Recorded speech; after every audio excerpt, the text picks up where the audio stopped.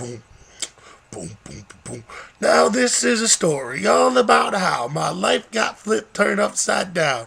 So I'd like to take a moment, just sit right there, and tell you how I became the reverend of a town called your ass. Wait, what? Nigga, that was gay. That was mad gay. That was not where I was going with that. But anyways, gather round, little kitties. I want to tell you a little story about a camping trip I took. Yeah, it's story time with Big Fat Reverend Burn. Hopefully he doesn't get drunk and fall on us because we'll die. You better watch out, little kids. I fall on you, you get fucked up. So I go for this little camping trip. My friends talk me into it. And I'm driving up there, and people have illegal things on them like fireworks and some marijuana and things of that nature. And I'm like, oh my god, what the fuck? I didn't know about this beforehand because nobody warns the fucking driver. But so I get pulled over going 64 and a 55. The cop was mad cool. He was like, yo, you're Reverend Burn. No, I'm kidding. That would have been fucking weird. But he took my license and my expired insurance and was like, yo, I think you got a tail light out. That's why I pulled you over. And I was like, yo, why don't you go look, bitch? And he was like, yo, he went back and looked. And he was like, oh, my mistake. Then he saw this fucking Charger going like 1,000 miles an hour the other way. So that nigga darted off and let me go. So we get up there, and Reverend Burn ain't sleeping in no motherfucking tent. Look at me. Does it look like I'm crawling into the fuck and out of a motherfucking tent? No. No. I can't fit in no fucking 4-person tent, goddammit. So somehow we went and bought a fifth, and there's no cell phone service. So I can't text people that I want to text. I'm not talking about anybody directly. I'm just saying I couldn't fucking communicate with the world. I did not get into this for that. So we're like, yo, we're going to get drunk and we're going to go cow tipping and it's going to be awesome. And I was like, yo, y'all motherfuckers get drunk and try pushing me over. I'm fucking somebody up. So they get drunk in a tent with a flashlight. It's mad dark outside. I'm sitting on the porch getting bored. Like, fuck it. I'm going to go down and see what's going on in the tent. These motherfuckers drag me in a fucking tent, drinking at goddamn 2 o'clock in the morning. Like, yo, let's get wasted and play some drinking games when you sit Indian style and can't feel your legs because there's like 600 pounds crushing down on them. So finally we decide to go, let's say New England clam bake my car. And for some reason, a certain 2 people stayed in the tent. 2 men, two men stayed in the tent, and we're sitting there. I don't know how high I was, but all I know is I looked down at that tent and I saw flash photography and a fucking flashlight moving up and down. So things are worrying me. I think a couple of my friends might be like fagaless, but what are you gonna do? They had fun in that tent. We just weren't included in that fun.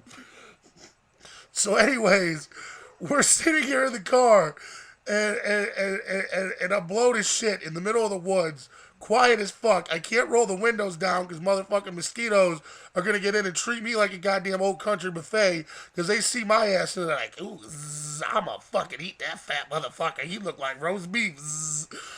So these motherfuckers, 2 people, a man and a woman, not to be named, Bobby Carissa, ditched me in my car and go down to hang out with the fellas in the tent because they were having such an awesome time by themselves.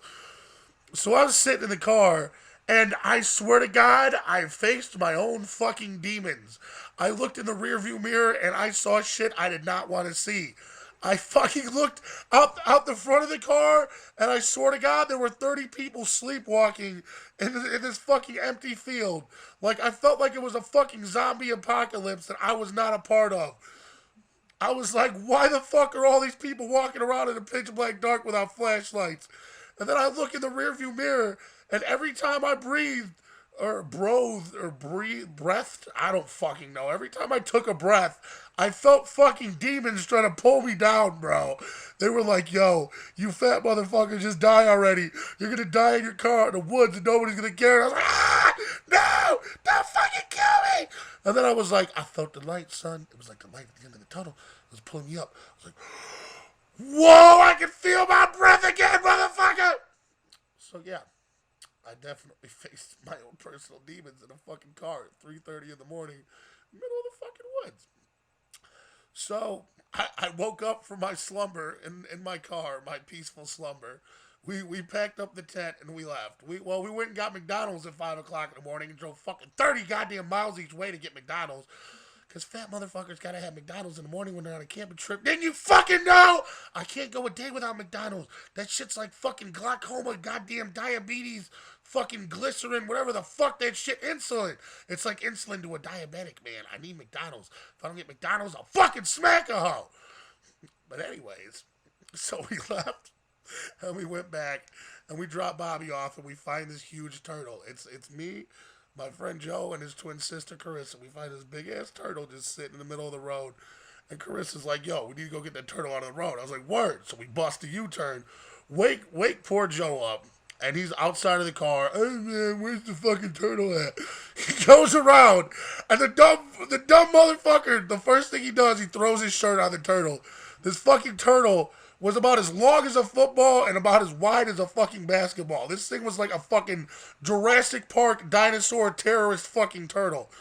This thing goes under my car, so he waits for it to come back out. It comes back out. I'm in the middle of a fucking busy road with my hazard lights on, waiting for this turtle to come out from under my car. He comes out, Joe throws his hoodie on him. He picks him up, and they're like, oh, we should bring him back and put him in our pond in our backyard. Meanwhile, the turtle's pissing all over Joe's clothes, and I'm cracking up. This wasn't normal piss.